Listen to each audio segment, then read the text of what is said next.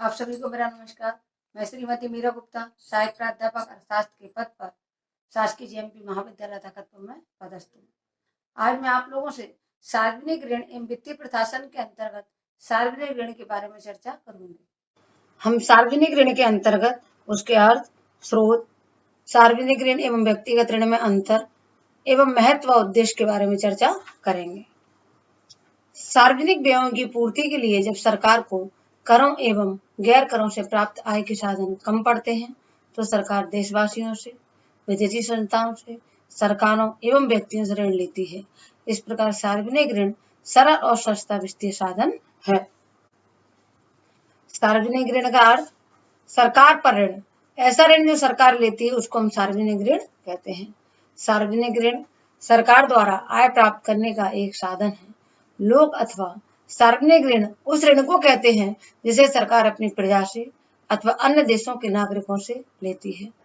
सरकार जब ऋण लेती है तो उसके लोक ऋण का जन्म होता है। सार्वजनिक ऋण के लिए अलग अलग अर्थशास्त्रियों ने अलग अलग परिभाषाएं दी है। प्रोफेसर फिंडले सिराज का कहना है कि सार्वजनिक ऋण वह ऋण है जो एक राज्य अपने नागरिकों या दूसरे देश के नागरिकों से लेता है। प्रोफेसर डाल्टन का इसमें मत है कि सार्वजनिक सत्ता की आय का एक साधन, सार्वजनिक आय प्राप्त करने का एक तरीका सार्वजनिक ऋण है। संक्षेप में हम इस प्रकार कह सकते हैं कि सार्वजनिक ऋणों से आशय उन ऋणों से है जो सरकार देश की जनता से और विदेशों से प्राप्त करती है। सार्वजनिक ऋण के स्रोत। सार्वजनिक ऋण के स्रोतों में दो तरह के स्रोत आते हैं, एक है आंतरिक स्रोत, दूसरा है बाहरी स्रोत। आंतरिक स्रोत वो स्रोत होते हैं जो देश के भीतर से लिए जाते हैं और बाहरी स्रोत में वो स्रोत आते हैं जो विदेशों से लिए जाते हैं। आंतरिक स्रोतों के अंतर्गत है बैंक, व्यावसायिक संगठन, व्यावसायिक गृह, व्यक्तियों, सरकार, रिजर्व बैंक। अगर सरकार इनसे ऋण लेती है तो ये देश के आंतरिक स्रोत के अंतर्गत रखे जाते हैं। बाहरी स्रोतों में विदेशी संस्थाओं से लिए गए ऋण एवं विदेशी सरकार से लिए गए ऋणों को हम बाहरी स्रोत कहते हैं। नेक्स्ट हम देखेंगे सार्वजनिक ऋण एवं व्यक्तिगत ऋण में अंतर। कौन कौन से ऐसे अंतर के आधार हैं जिन पर दोनों सार्वजनिक ऋण एवं व्यक्तिगत ऋण में अंतर किया गया है। पहला है अनिवार्यता का तत्व। इसमें हम देखेंगे सार्वजनिक ऋण के अंतर्गत सरकार के पास सत्ता होती है, इसलिए वो जनता को ऋण देने के लिए तथा कम ब्याज देने के लिए बाध्य कर सकती है। लेकिन व्यक्तिगत ऋण में किसी भी प्रकार की जबरदस्ती नहीं की जा सकती क्योंकि व्यक्ति के पास कोई सत्ता नहीं होती।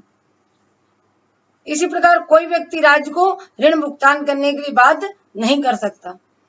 लेकिन व्यक्तिगत ऋणों के लेन देन में सामान्यतः ऋण लेने वाले को एक निश्चित अवधि में ऋण का भुगतान करना पड़ता है। सेकंड हम देखेंगे ऋणों का उपयोग।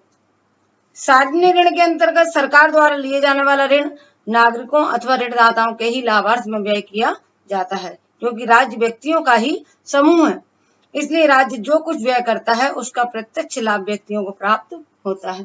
लेकिन व्यक्तिगत ऋण में ऐसा नहीं होता। एक व्यक्ति जो भी ऋण लेता है वह उसका उपयोग केवल अपने व्यक्तिगत लाभ के लिए ही करता है। नेक्स्ट पॉइंट है ब्याज की दर। सार्वजनिक ऋण के अंतर्गत देखेंगे व्यक्ति की अपेक्षा राज्य की साख बहुत ऊंची होती है, इसलिए राज्य कम ब्याज की दर पर अधिक सरलता से ऋण प्राप्त कर सकती है। लेकिन व्यक्तिगत ऋण में ऐसा नहीं होता क्योंकि व्यक्ति की साख बहुत कम होती है, इसलिए व्यक्ति को कम ब्याज दर पर ऋण सरलता से प्राप्त नहीं होता। नेक्स्ट है अगोपनीयता।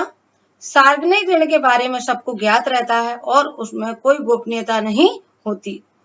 लेकिन व्यक्तिगत ऋणों में की स्थिति के संबंध में किसी अन्य व्यक्ति को निश्चित तौर पर कुछ ज्ञात नहीं होता, मतलब इसमें गोपनीयता होती है।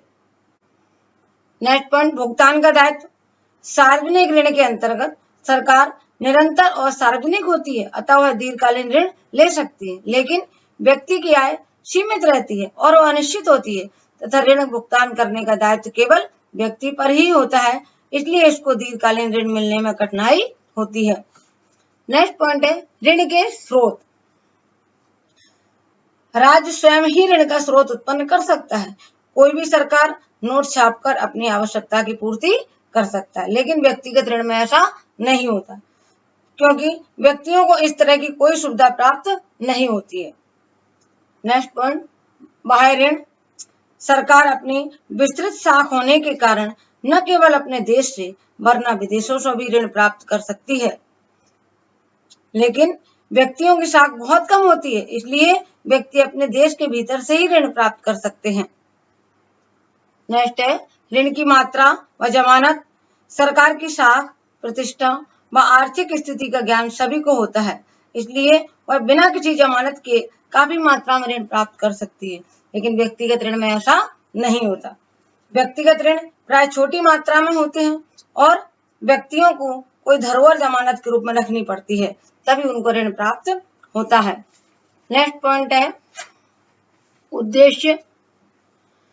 सार्वजनिक ऋण सामान्य तथा उत्पादक होते हैं, परंतु व्यक्तिगत ऋण उत्पादक व अनुत्पादक दोनों प्रकार के हो सकते हैं। नेक्स्ट है ऋणों का प्रभाव।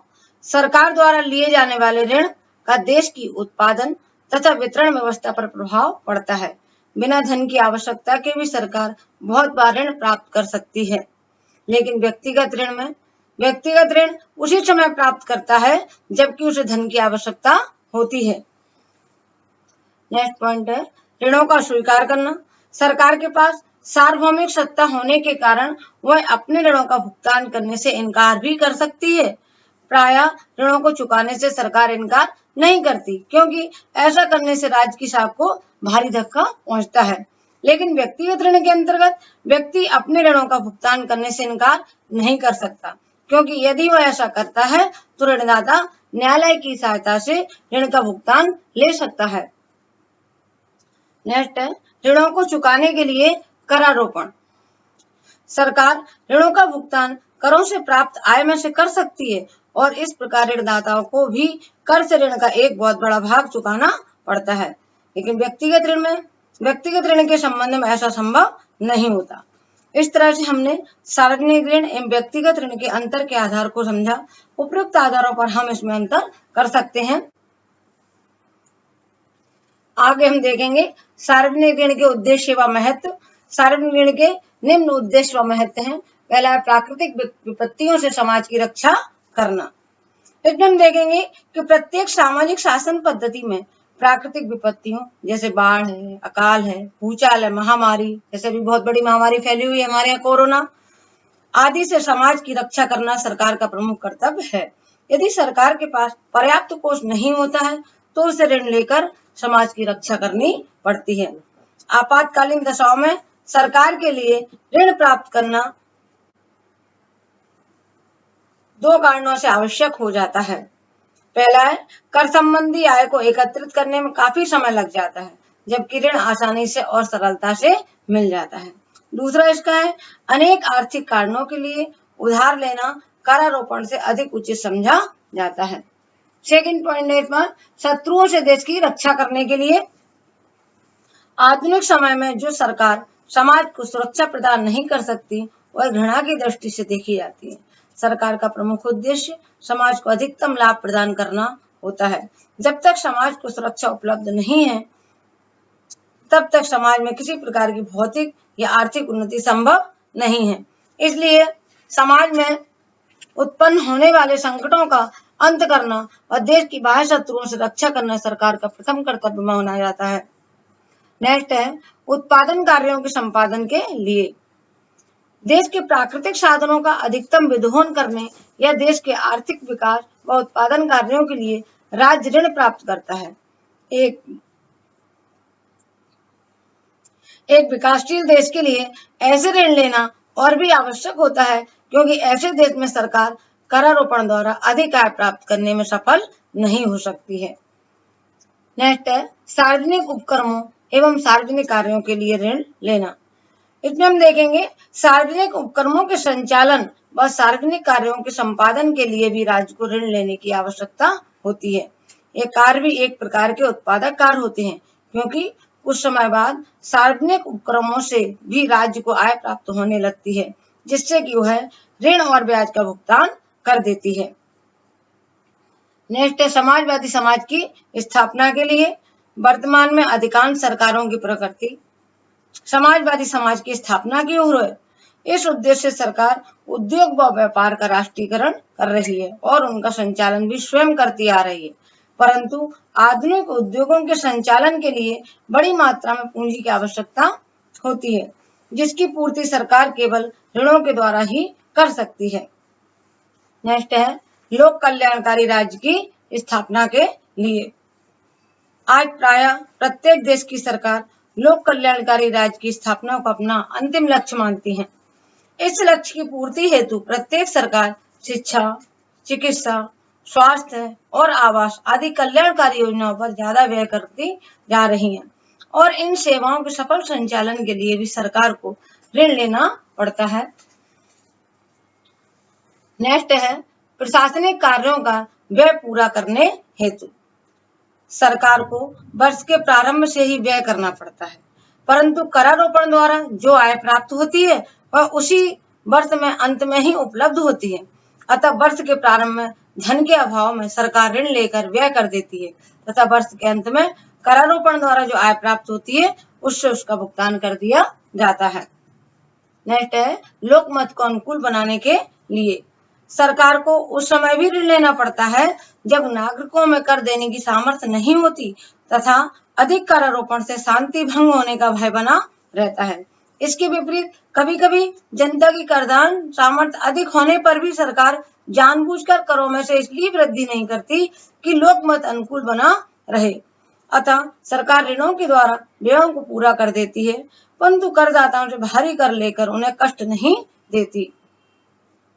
नेक्स्ट है आर्थिक स्थिरता हेतु वर्तमान में सार्वजनिक ऋण का उद्देश्य केवल धन प्राप्त करना ही नहीं होता, वरना सार्वजनिक ऋण मुद्रास्फीति व मुद्रा संकुचन दोनों ही स्थितियों में लाभदायक सिद्ध होता है।